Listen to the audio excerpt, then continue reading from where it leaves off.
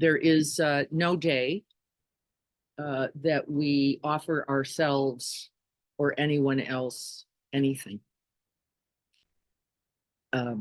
Because that would be, by its very everydayness, unconditional, wouldn't it?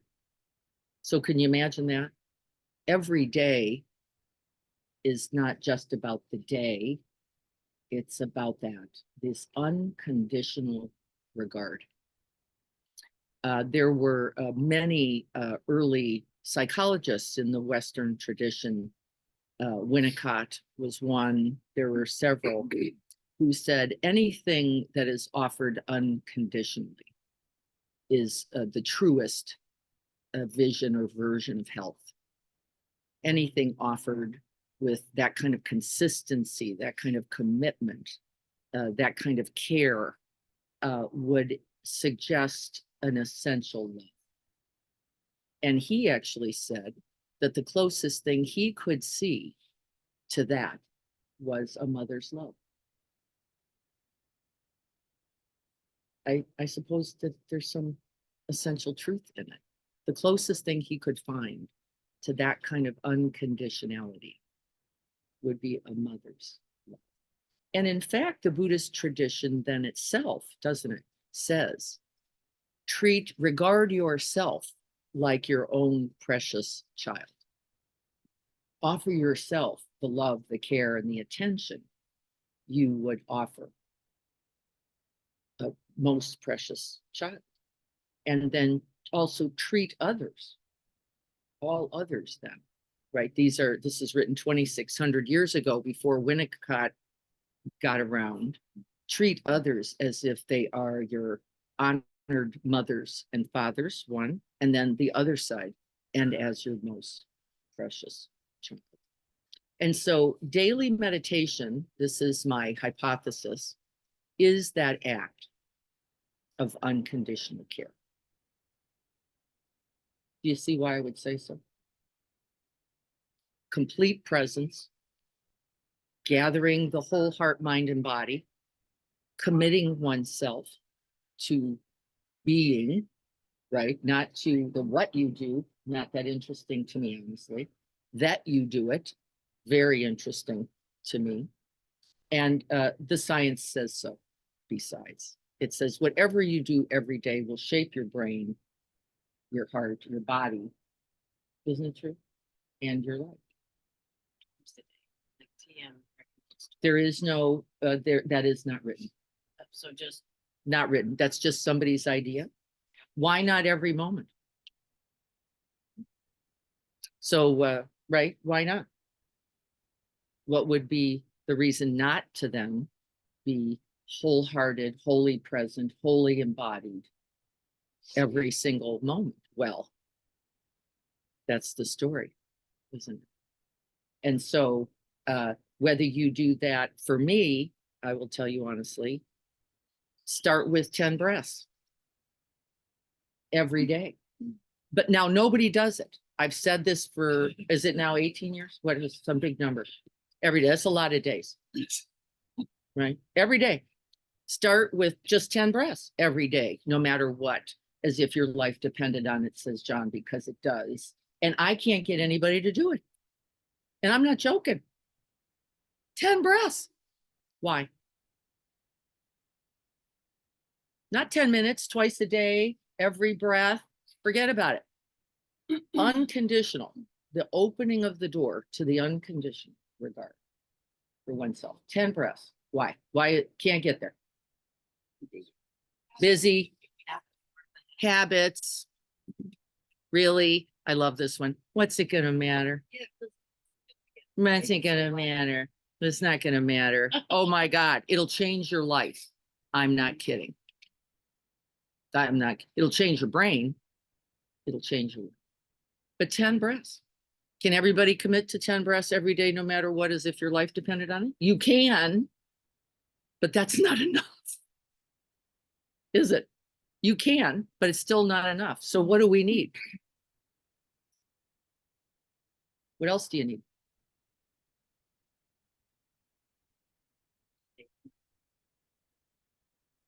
Intention, what does the intention have to come out of? Because we could all say it. In fact, I could make you write it. I could make you sign it. And still, right? So intention, you could say, I mean to. You're all saying it now. I could do that. You're saying, right? Because you're right, you could. But what else is there? There's something else needed. Intention comes out of something. Yes, certainly wholesome desire.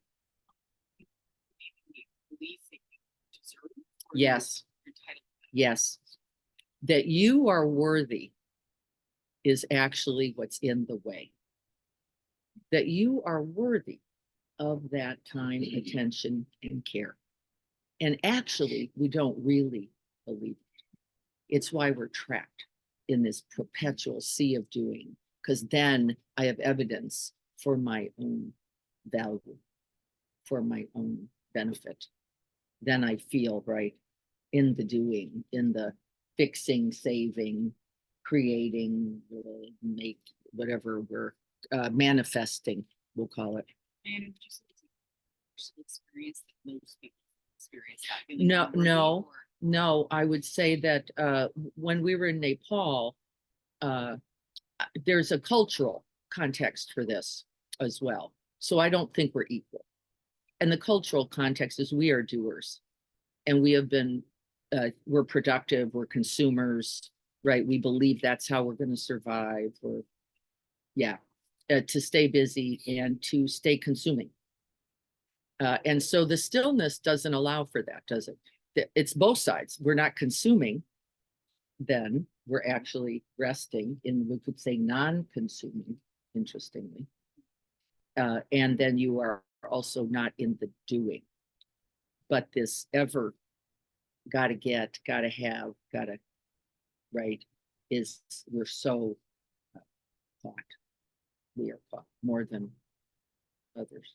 So we go to other cultures, don't we, as an example, and we see people doing nothing. And we go like, what? What's going on? People are just sitting, right? They're just resting. They're sitting in piazzas and plazas, and right? There's not much going on. And you go, this, what do we, I don't know. And or then you go, wow, this is so nice. Why can't I create that? Why can't I? Well, that perpetual sea of beingness, doing, which, right, have to be something. It's not simply being. And so for 10 breaths, we really can't make a case for it. We really like, I could be making tea, I could be thinking about dinner, I could be planning the day, I could exercise. We have some pretty significant commitments to health and well-being in those ways. But the actual first work, the one of being present to oneself. Now, I've talked about this again ad nauseum. I've talked about, could you just take 10 breaths before you got out of bed? Okay, yes, you could, but you don't. Could you take 10 breaths when you got in? Because you're already there. And really just offer that to oneself. You could, right? So that would be at least 2 places to begin to offer some presence, simply because you're already moving towards rest, or you're already coming out of rest. Most people say to me, of course, I can't do that because the minute I wake up, my mind goes bang, gotta. Well, it's Saturday, gotta. And I don't want to breathe that. I don't want to breathe there. End of the day, I'm exhausted. I've done nothing but perpetual doing the whole of the day. Now I'm completely wrung out and don't have enough energy to bring to myself, even for those few breaths. So I want everyone to write down, what's your number one excuse? Yours, personal. Number one, everybody write in chat. What's your number one excuse? Now, we've committed ourselves to 60 breaths, right? We've been working on trying to get to that. I just read a new study by Elizabeth Seng, who comes from, I think, the UK.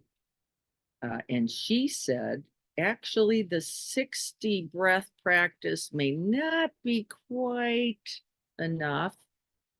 They've been looking at that. It might be 13 minutes. Yeah.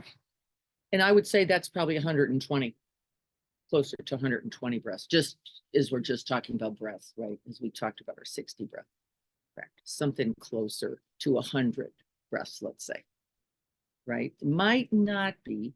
And she's not looking at ease, perceived ease. She's not looking at health. She's looking at the neurology. And so she's saying to actually really truly change the structure of the brain and its neural pathways, you might need closer to 100. Now, that doesn't mean that the 60 would be wasted, because it doesn't mean the 10 are wasted, right? There's absolutely no truth in it. But she's talking about observable, right? This is a big word. Measurable, another big word, right? Changes. I know certainly that 10 breaths will change your life. I'm not joking. I don't know if we're going to be able to measure it. I'm not as concerned about that. I'm concerned that you have happiness, ease, right? Peace. Those are my measurables. And I'll leave the other to those smarter folk, right? But you know what I'm saying? The 10 would matter, and then the 20 would matter, and the 30 would matter. All right, here we go. We're going to answer the question. What's your number one reason? Yours personal. Write it in chat. What is it? Let's read here. Good. Somebody's got another doggy next to them. We'll give more to our dogs. We'll give more for our dogs. It's for sure. No doubt about it. You will do for your dog what you will not do for yourself. It's a fact. It's a fact. We love our doggies. Well, let me go to this. We love our doggies more than we love ourselves. Yeah. I will say. Leslie says biofeedback says that they have found that 10 minutes of optimal breathing changes the nervous system. Yes, that's exactly what Sang is also coming up with. I don't believe that's wholly true. I do believe we're deficient for measuring. We've got this, we've got some gross instruments. I think 10 breaths changes likely the carbon and oxygen ratio in your body. Just let's start right there.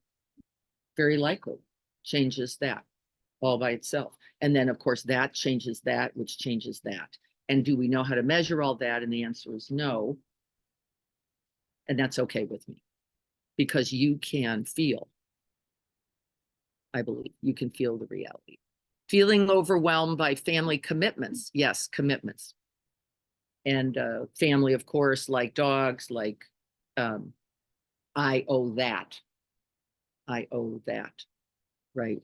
Yes, we do. Busy mind. Yes. Other things to do. The cat meowing. Yeah, that can really get it. Too tired. Yeah. I don't have it to give to me. I've already given it all away. I'm expired. Need to make it fun to do it. Yes, we want it to be exciting, interesting. Right. Somehow compelling. And fun, like all addictive devices. What's most significant? Yeah, the question asking, should I do this or should I do that? And that's a dangerous question, because you're mostly going to come up with that. Like, should I do the breathing or should I? Well, I could go do the thing and find some time. Also, we're bargainers, aren't we? We bargain. I won't do it now because of the family commitment, the dog, the thing, but I will do it later. And then later, what happens? Yeah. You're caught. You're caught up. You're in it. You're on the hamster wheel and you can't get off. And so now it doesn't even make sense anymore, does it? That's why we say first thing in the morning is often the best place, because once you decide to get on the wheel, Getting off the wheel is very, very, very quieting the mind that you have already put at race turbo speed the whole of the day. Who would want to sit with that? Nobody. I don't even want to know. I just want to check out. And that's when we go to binge watching Star Wars episodes and Research about the difference, like if you're doing a moving meditation like a Tai Chi or a Qigong, you're yes, doing that many breaths. yes, there is a your difference. attention is different. Your attention is not on the breath. It's not on stillness and silence and spaciousness. Yes. It's on doing. It's on another doing. So they are not equal as it relates to certain qualities. What are the qualities then? Equanimity. No, you're not. No, you're not. You're not coming out with equanimity as it relates to Tai Chi, though you will feel embodied, which is lovely, and not to be diminished. Right. Right. There's It's a different, yeah. The doing meditations, walking meditation, when you do something, says the research, by the way, since we're talking about research, when you're doing something somewhat autonomic or somewhat habitual, you can remove the mind and that focused attention a little bit. Tai Chi would require that attention, wouldn't it? Now, it doesn't mean you wouldn't get into a certain flow state. If Pete were here, he'd be talking about flow states and the impact of flow states, right? And their benefit. And that would be true, particularly as it relates to, this is why we love it so much, performance. Performance. We're talking about something else. We're not talking about performance. We're talking about non-performance, the more essential performance before you choose performing, right? That work is for flow states are about performance. I will be better at shooting that basket if I can get in my body, trust the body, get into the present moment, take the shot without thinking about, am I going to make it or not going to? And we know that's true. And we have the Chicago Bulls, yay Bulls. Right. So we understand what this is. Let me see what else what other reasons. What's matters of consequence? What am I really feeling? Helping myself or helping another? Yes. Can you help another before you are whole? The answer is definitively no. How do we know? First responder work. How do we know? First responder work. They're a mess. They are a mess. We have difficulty navigating first responders and their trauma. Their trauma. It's pervasive and sometimes unremitting. Can't even help them get out of it with psilocybin, with the higher level psychedelics, with the therapies, right? Very, very difficult. Why? Chronic, just on, just in doing, just for the other, just. And of course, we know this is true about vets, healthcare professionals, hospice workers. Yeah, yeah, yes. Carrie just said it's the only reason I've survived. All that happened during COVID, all that, right? Because if you bought in to the just got to keep doing, you are going to burn out. And it's certain. It's certain. And you don't have to do what we demand that people do to burn out. You just get past the burnout, don't you? Where you're numb. You're just walking through it. Maybe. Right. So we have to be careful about this idea that now, of course, there are other, just to show you the intricacy before we practice. The Dalai Lama says, if you cannot care for yourself, care for another. And if you cannot care for another, care for yourself. So how does that align with what I just said? Because it can look, oh, wait a minute, I can give it to the other, and that will make it workable. but it's not true. But what he's saying is true. So there's a distinction here. What is it? What's the difference? Maybe we don't care for someone else. You recognize. If you're not caught in automatic, this is the key. And you just recognize the need of another and you attend to the other, that attending capacity is also then available to you. If you are rote, if you are autopiloting, if you are just in doing without that attending and all that comes with it, you will just be caught. You just become an addict of a productive sort. See the difference? One is recognizing and wholehearted, whole body attending. We can't get our physicians to do that. Why? They couldn't do it, could they? If you went, wait a minute, I'm just going to make contact with the patient, see what the patient needs, really relate to that person, really be available there, that'd be it for the day. You'd have to go home, wouldn't you? You'd go home. You'd go, now I better give myself something. I'm done. This was it. This good. It was good. I feel, but you couldn't. So we have to really get into that papancha, this proliferation of doing. And that way we can survive it. We can just do and do and do. But that's not the same attending that the Dalai Lama is talking about at all, is he? He's not saying spend 17 seconds listening and then offer something. That's not what he said. Truly attending opens that pathway for, right, that care that we then can and could only then turn towards wherever else was needed, which would include oneself. You get the difference? Yeah, that's that chronic doing that we can get trapped in. I have two clients currently, med students, and they're pretty successfully along.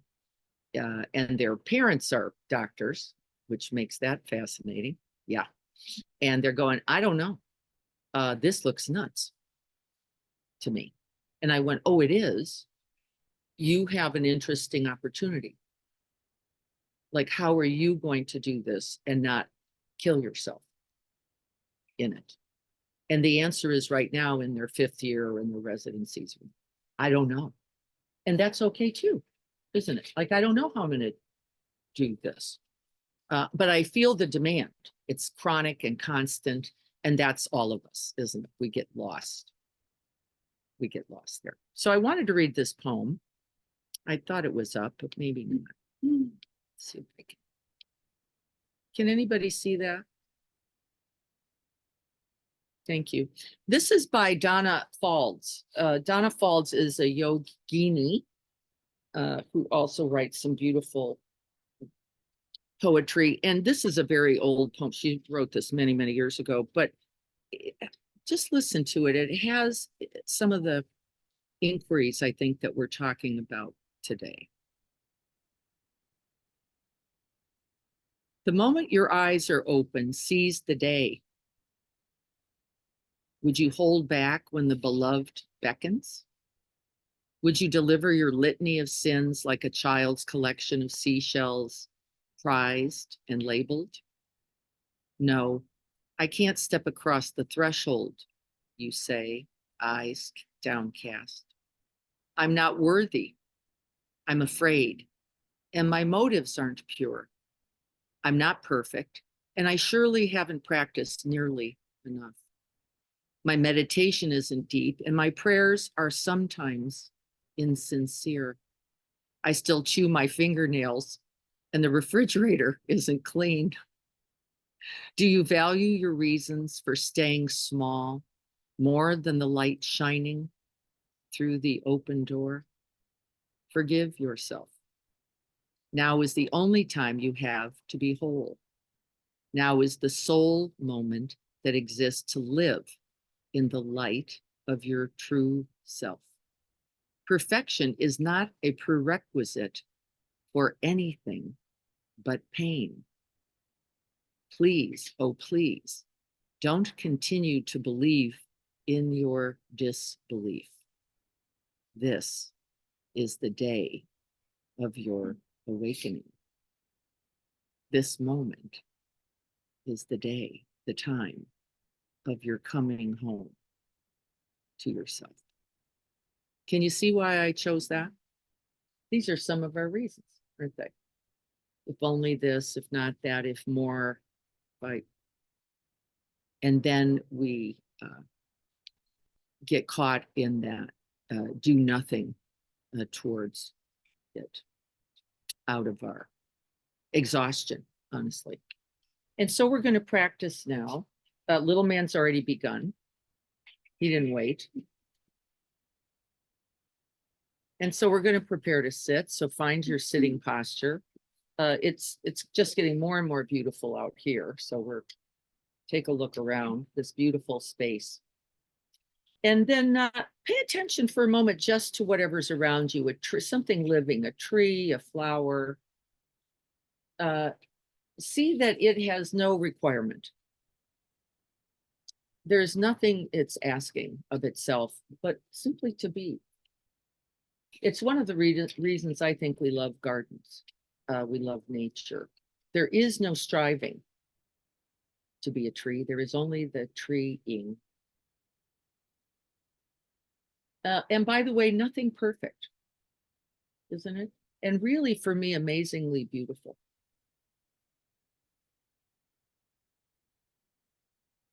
Without having to be anything at all. I'm looking in the garden now. There's some eggshells sitting on the top of the soil. And they're kind of strewn about. There's nothing very well placed about them. Beautiful. Beautiful. And so we're going to lower the eyes and come into the body and really remember what the essential practice is here. And the essential practice is not gluing the mind to anything. It's knowing something about how you are.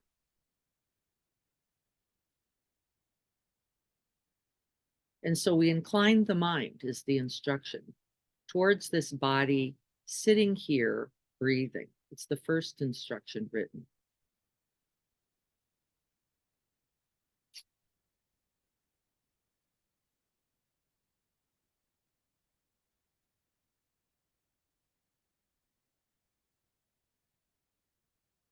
And it says, then do so with ardency. Do so with a zeal, a commitment, a discipline. And simply do it one breath at a time.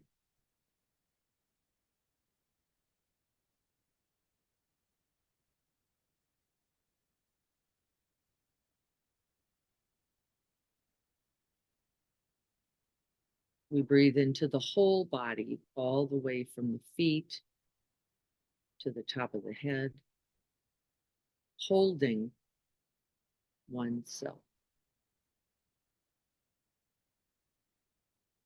That most precious child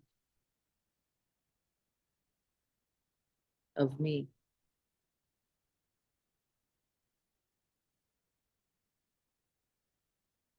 But we don't hold it with demand. We don't hold it with striving.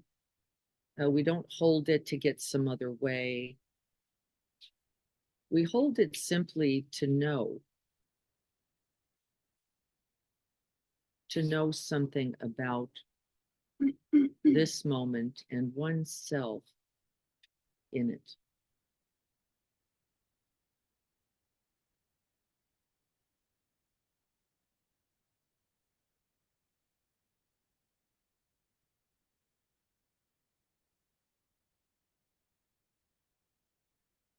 And it says not only turn the attention towards the body, but begin to feel the felt sense in the body. Actually know the body by feel, not by concept, not by idea, certainly not by demand, but actually drop into the body.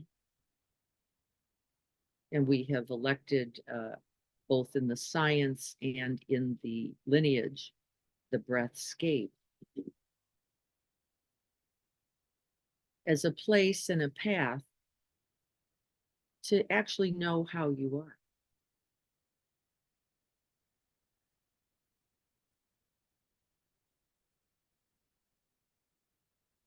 And so before we even know anything about the breathscape or check in on sensations, we do a certain alignment of heart mind.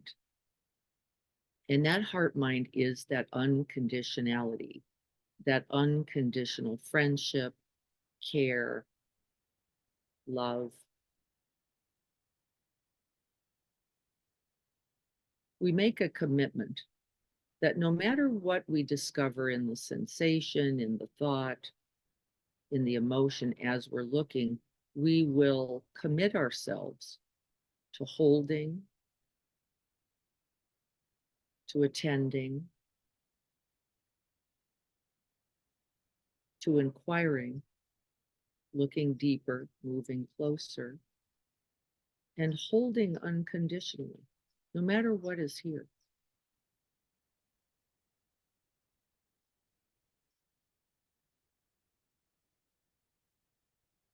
And so see if you can't find then a place within the breathscape. It can include the whole of the breathscape. It can include the anapana, a particular breath spot. It can include the sensations of the breath moving in and out of the body. But the point, in fact, is not the breath. The point is finding one point, it's called, or one object in which to rest the mind.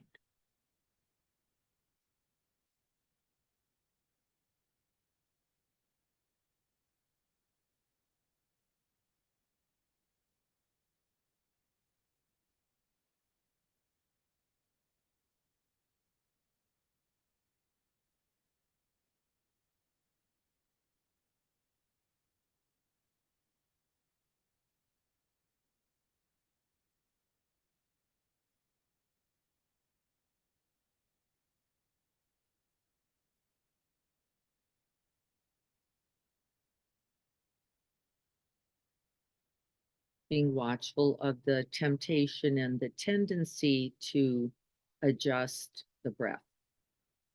We're simply letting the breath breathe, knowing something about ourselves in our relationship to the body and our relationship to the breath.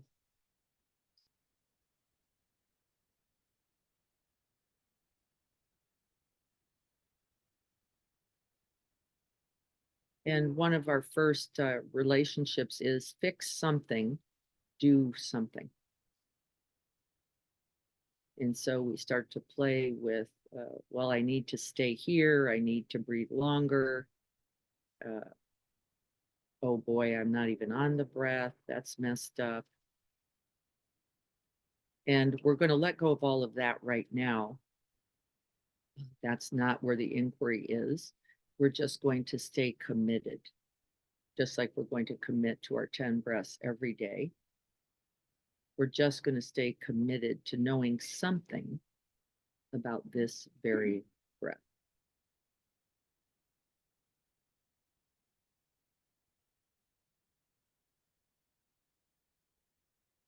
And this is unconditional already, long or short, smooth or jagged.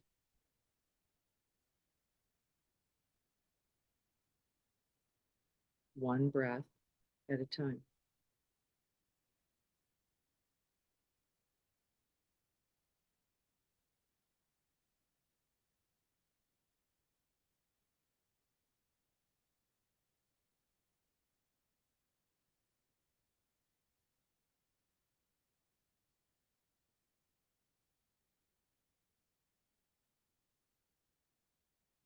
There'll be breaths you like and breaths you don't like.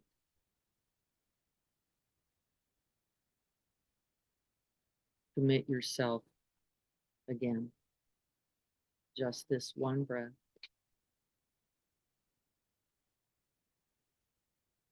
Just like this.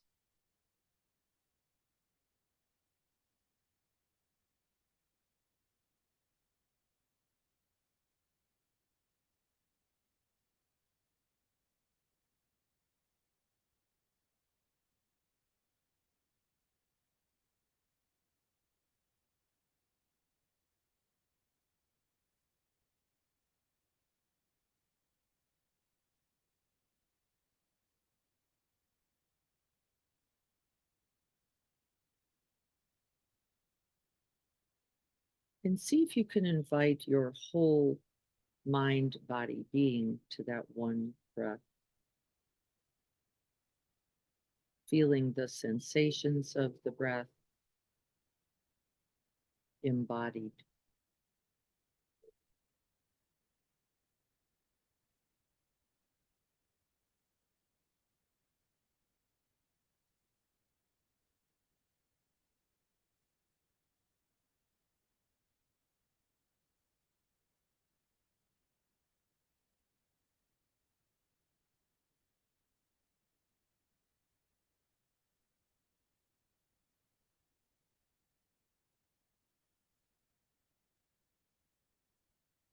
The placing of one's whole attention,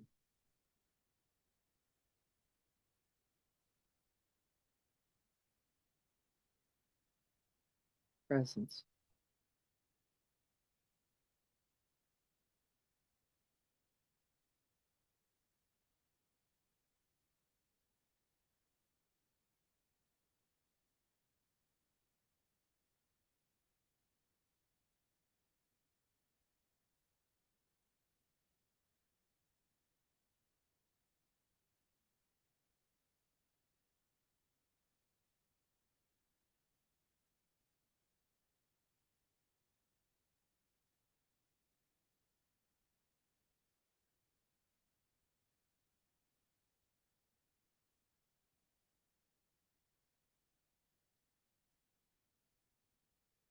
And then we welcome, embrace, regard, and offer unconditional acceptance, unconditional friendship to whatever we find.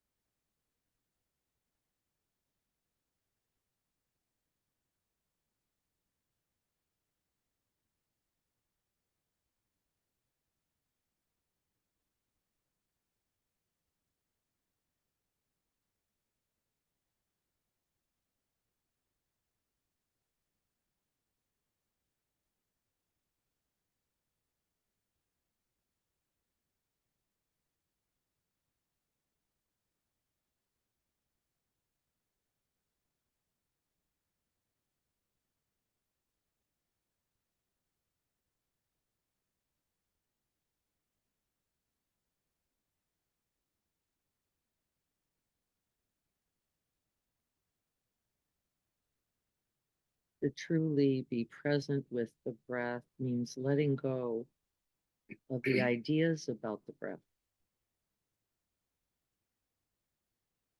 the ideas about presence, so that we can truly be attending.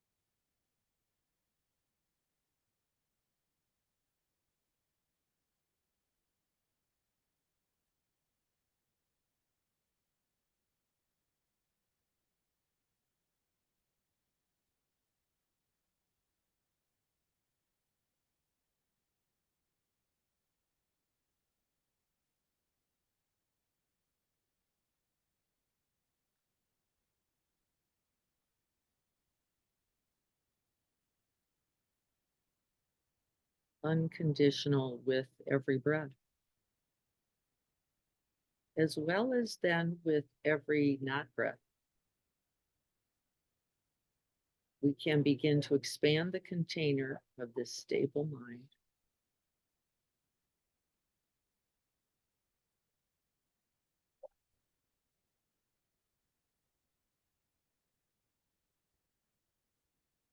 noticing sounds, noticing thoughts,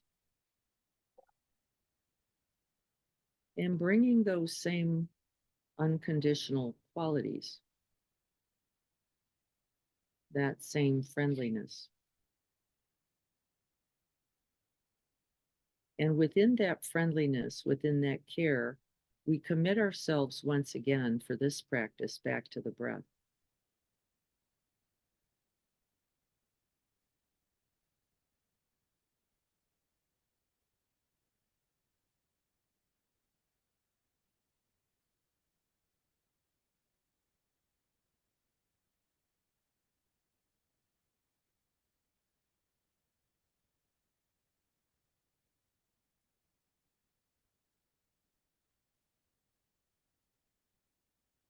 And we cultivate a quality of staying with ourselves.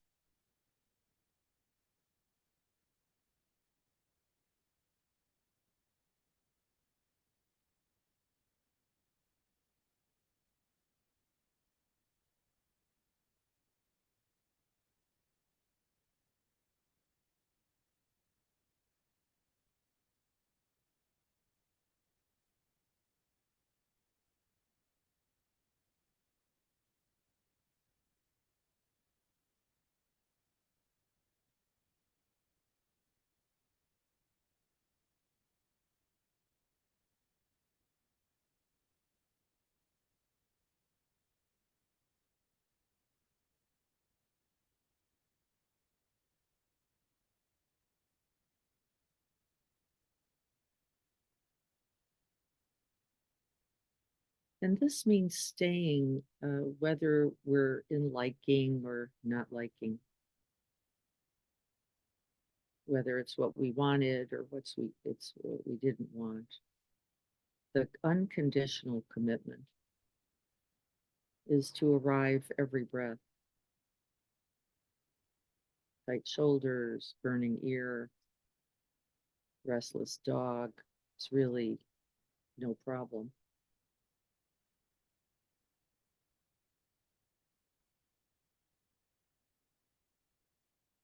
And I offer this heart mind to myself first, just for these few moments.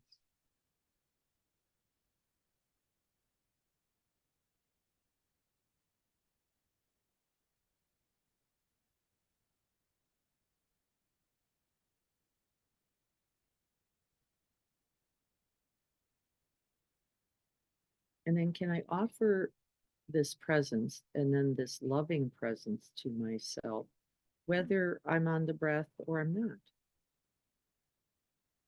This expands the unconditional nature of presence. Can I notice when I'm with the breath and then notice when I'm not with the breath?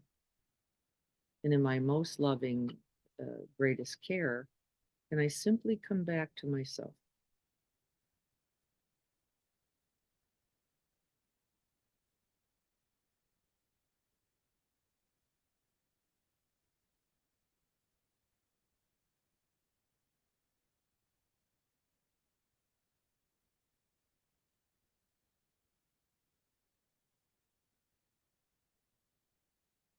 Can I sense then how the very being with myself is the greatest gift, this most radical act of love?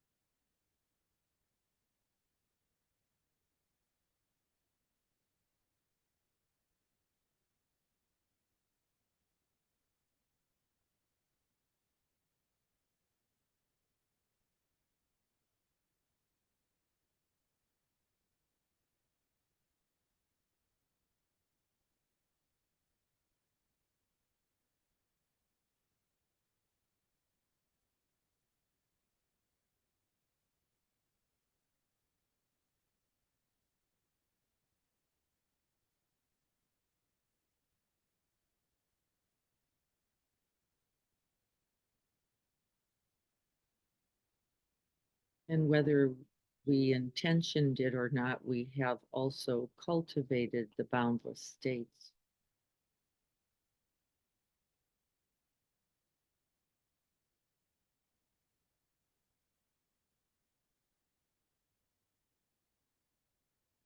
Capacity for equanimity, for goodwill,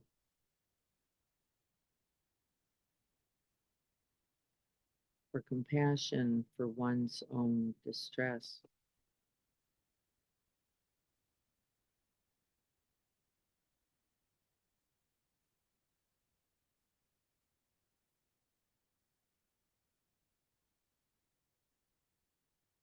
And for joy at this gift of a human life.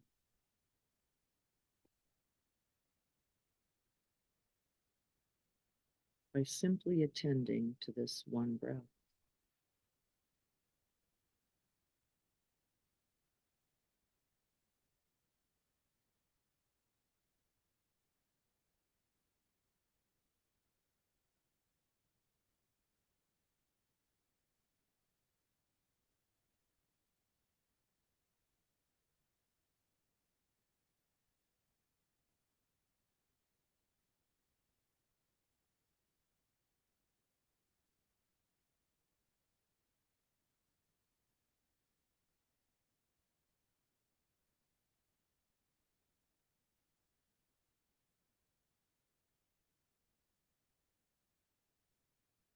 And then we can simply rest in the refuge of being.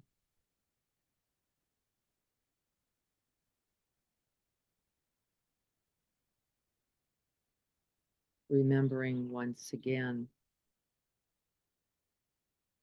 that there is no doing greater.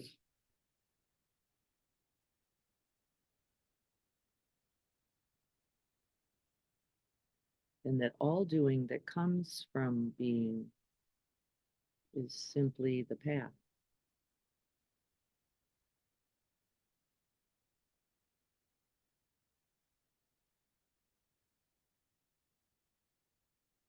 No demand, no rush.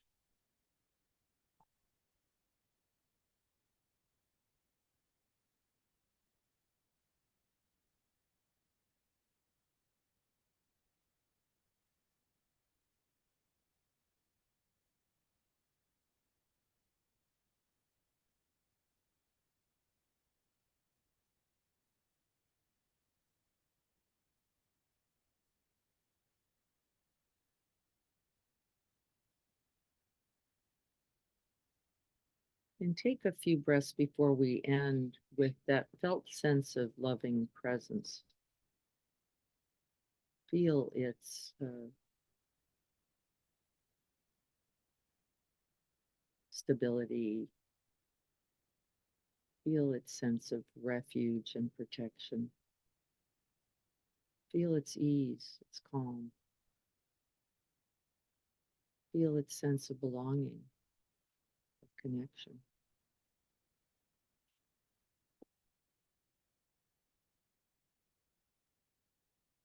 See if you can feel that felt sense that everything is simply then a part of that being.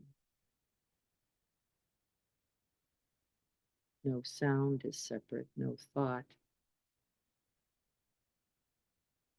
a problem.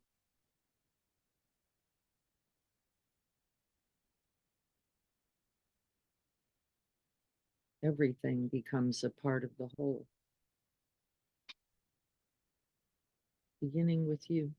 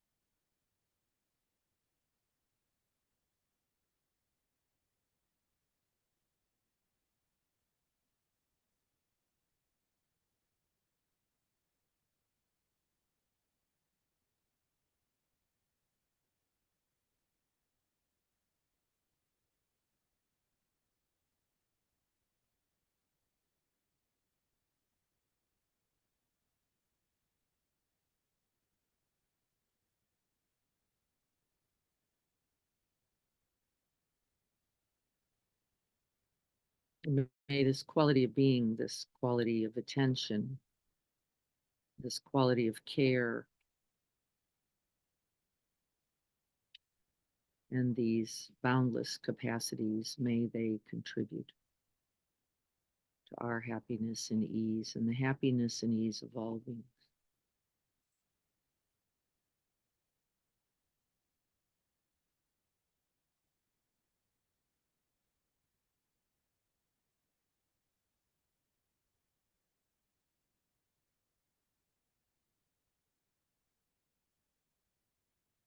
So be it.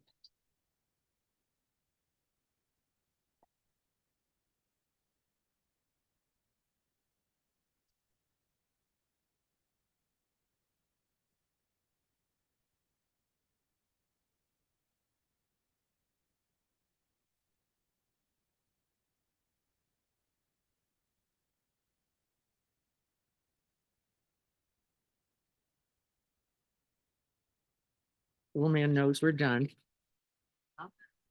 Shaking it off. So he knows exactly what to do. A little stretching.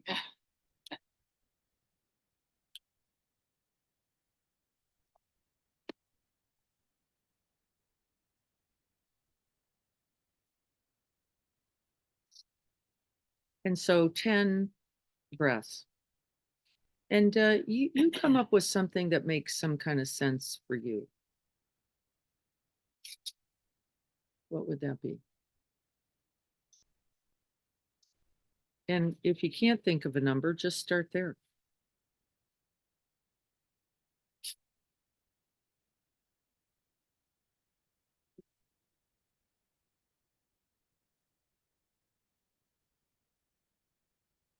And so with that practice, what do we understand are the benefits of a daily commitment? What might be some of the benefits we could imagine?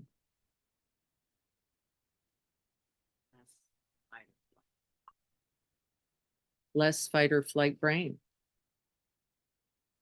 less brainstem activation. Yeah. Clarity, seeing just feeling, felt sense, clearer.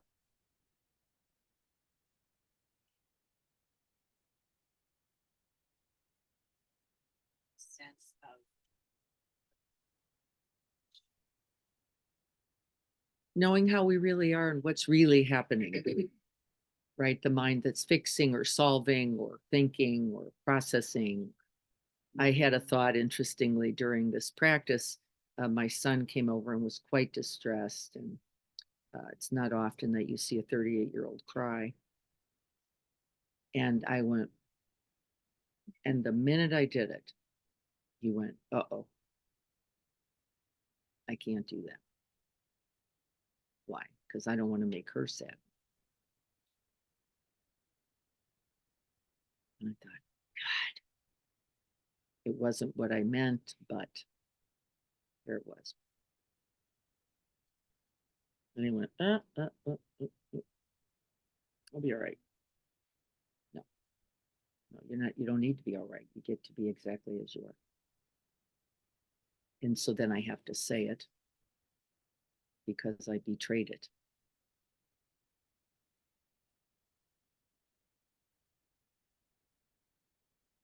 Right? One small.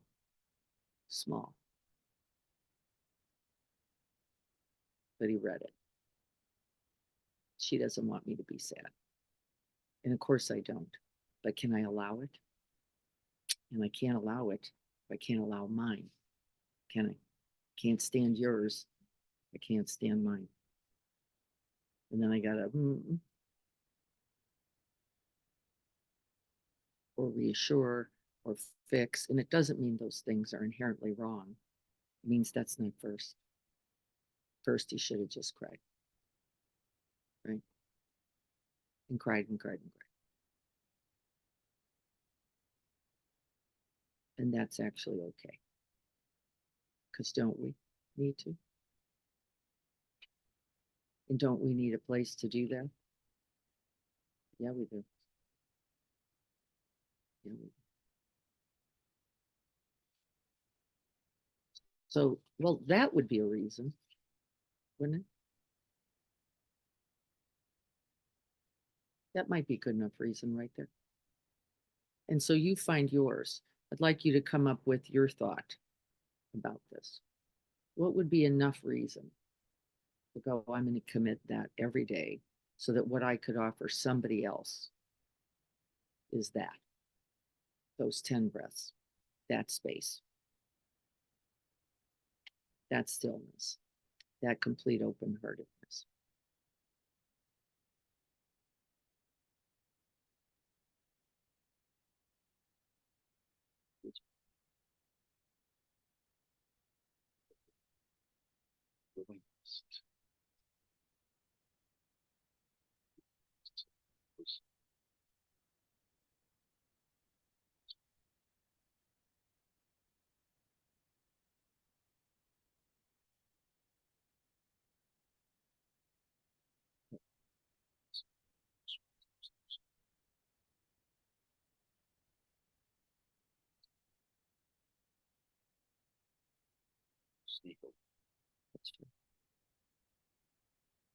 Yeah, there's nothing to paste on there. There's no band-aid. There's no reassurance. There's no words. And the more you try, the worse that gets, very consistently. And if we can't bear our own distress, how in the world are we going to show up for somebody else? If we cannot bear our own moment of difficulty or pain or confusion or whatever it is, it's all there. Or at least that 10 breaths. Then how do you bear another? And then how do you love them? How do you love them? Or yourself? If you can't be with, what would you offer?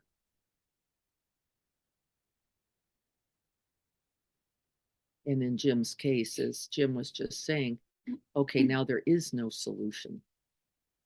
This isn't necessarily going to be different.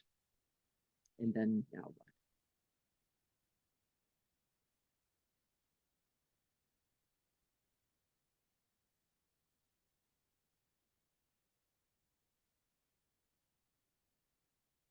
And isn't it easier to try? It is. It's easier. It's how we overtreat in medicine, isn't it, Jim? Well, let's do another thing, or let's try another. And I'm in no way condemning trying. It's out of what we're doing it, right? It's the mind from which we're doing it. So then we have the walking dead. Really, you have no life. You're just in the perpetual, right? And why do we do that as a society? Well, because we do that every day, all day. Another solution, another fix, but presence is harder because then you have to be uncomfortable too.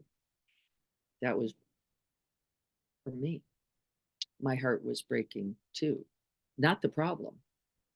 That wasn't the problem.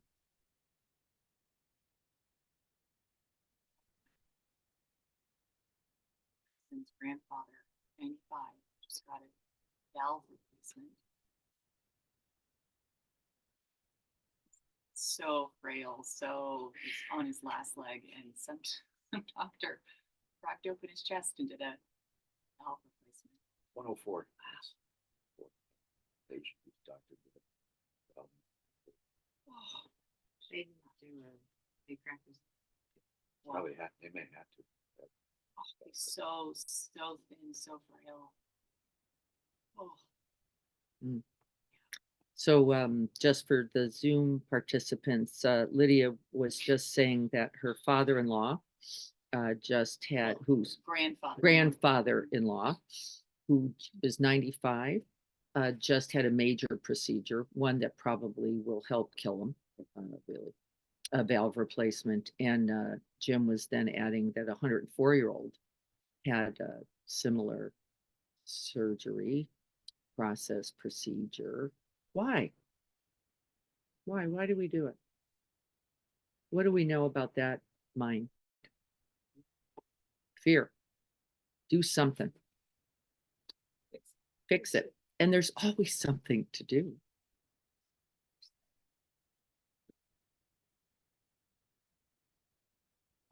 It's funny, I was sort of on the receiving end of that yesterday. And I was having a moment of extreme stress. And trying to kind of make it better. Better. And not only did I not feel confident, I got angry. Yes. And very defensive, attitude. You're going to be all right. And I'm going to help you. And I'm going to help laughing you. Because not that. It's interesting what we're saying today because the last Slack, of course, everything's on Slack. Slack message I got was, I really care about you. And I'm going to think over the weekend how we can make this better. And, again, I'm sounding really judgmental here. I'm working with that right now. But that was with his best intention. Yeah. But it really, really struck me. I thought, why did this make me angry? Was because I just needed you to understand how to. Yeah. Just Well, let me to be here feeling how I feel. Yeah. That's all I needed. Yeah. Yeah. And by the way, I need to say that as well. I need you to say it. So Yeah. Yeah. if I have that awareness, I need to do that. Yes. Too, and I think that's part of my practice. So that you don't have to feel like you have to be different somehow or get better or feel Yeah, exactly. differently or that same thing that happened to my son when I went, he went, uh-oh, get it together. You don't want to cause her distress. But it's a huge thing if you're talking about it. It's a less huge thing. Yes.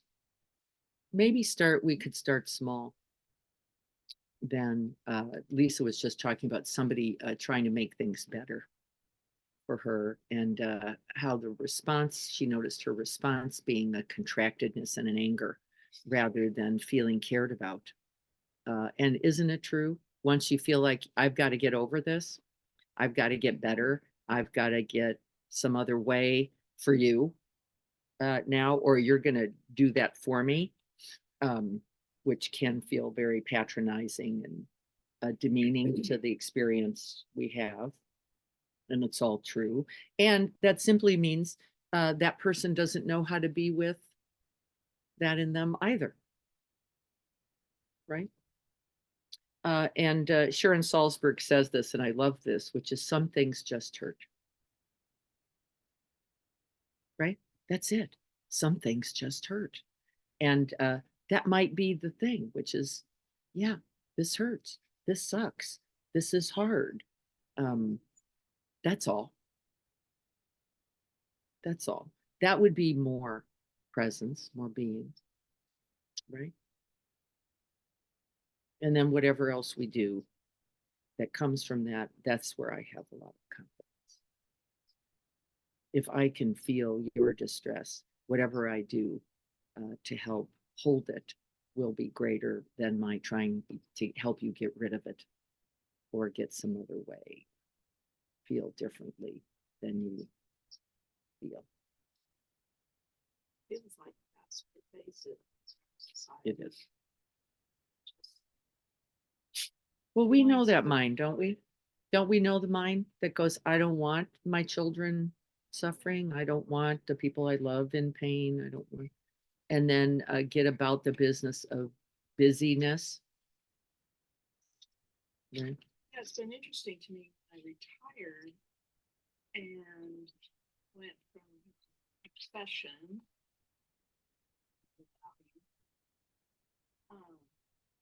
And then 6 months later, people were asking me, "What are you doing with your retirement?" Like I'm supposed to have picked up some other profession. And if I don't say immediately that I'm doing all these things, things that they want to hear me say, and I can tell they're let down Mm-hmm. somehow because they're sort of interested in what am I going to do when I'm ready, thinking Right. to himself. And when I start to try to explain, well, I'm taking some time to get over my stuff inside that I never have time to do. I get this weird look and feeling of judgment, like, that's not even that. What are you talking about? You're just lazy. Yeah, Judge how you lazy. feel. Yeah, there is often, that's a very And common, that's been really interesting to me, just to kind of observe people's reaction. That's what I mean. I've realized that it's so pervasive in our It society, is, it in is. this particular society. Yes. Doing something, people can see it, judge, quantify. Like anything you do to help yourself or others, but it's not like an organization or something advertised. It's not valuable. Yes. We don't really value non-doing or presence at all. It's not really true. We say we do. And we happen to live in a privileged community where we have more opportunity for that maybe than some. And so it's, well, I'm a meditator, I pray, that's really good.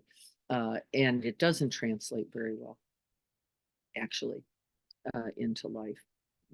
There's still lots of demand and lots of expectation and lots of should be accomplishing or doing or even not doing certain trips and travel and whatever. Uh, all around this same capacity of not being able to tolerate our lives. And the homeless too. Tower. And They're not doing it. there were Jim just added in the homeless. We can't stand the homeless because they're not doing enough. They should be doing something. And again, we don't tolerate cultures for that. But really, what I want you to be looking at is what are you not tolerating? What are you not tolerating in you? Not just in the world, but in yourself. Uh, what is it that keeps you from that 60 breaths or now maybe that 100 every day? And we already said what it was, doing stuff, busy constructing self and image and um, now if you're not on I don't know how many different Instagram, TikTok thing. If you're not an influencer, I don't know. It's like you don't exist anymore. Isn't that amazing? And can we commit? I think more importantly for me, this message today is about notice what keeps you from it and see if you can't be with that for 10 breaths. That should be doing, got to be accomplishing, getting the message that non-doing is dangerous and going to contribute to your laziness or to your demise or um, you have to do something is quite the motto here, isn't it? You have to be doing something. And I do think that what naturally comes on the path is that from a place of stillness, from that presence that we made contact with, you will choose action as well. But it will come from something. And then it won't be random or habitual. It'll be really in response to something. And then maybe just in response to the moment. Just in response. And for me, that a little lip, the thing that I gave, which really just sitting would have created a little more space. And I know what would have happened had I just sat there. I actually 100% know he would have just cried more. I know it for sure.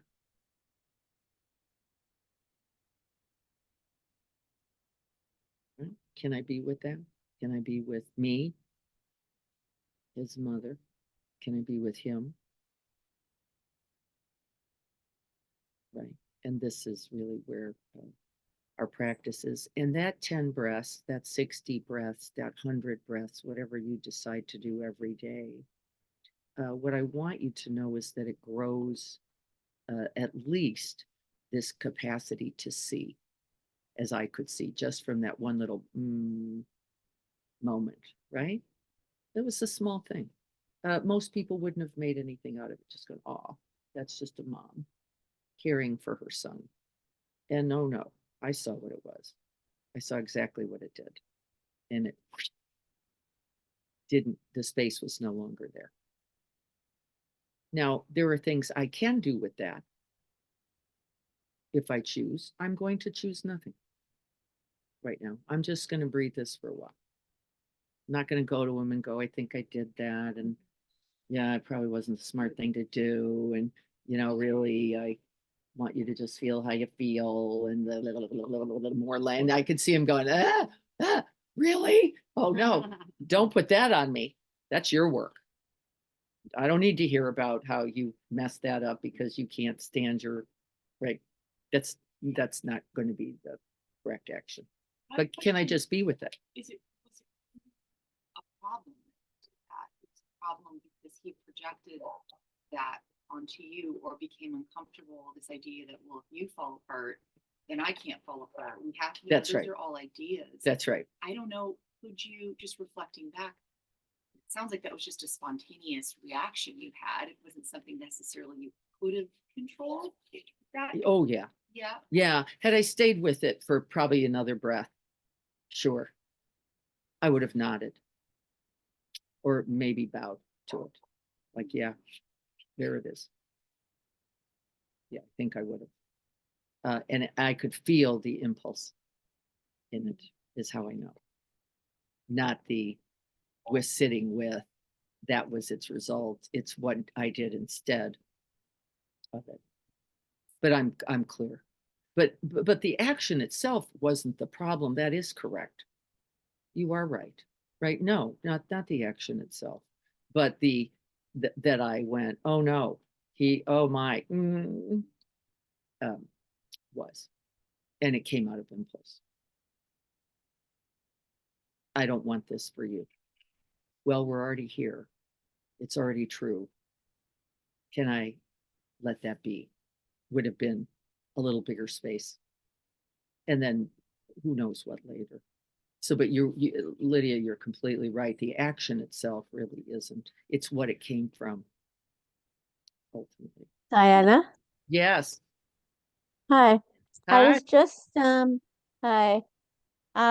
When I was hearing you say that, I was imagining, if it was me, the possibility that it's okay that I made that face. It expressed my true feelings. But not to stay in it, to then maybe I would right after that smile, give a hug and say, wow, or something, but I think it's okay to, Yes. that was your natural reaction, your natural response. And, uh, Yes. it's all of us finding it and then then getting out of it, how quickly we can, or to notice it, like you say, and then to That's move right. into Yeah, the a higher recognition. wisdom of some sort. That's right. I agree, Leslie. The wisdom from it was very valuable to me.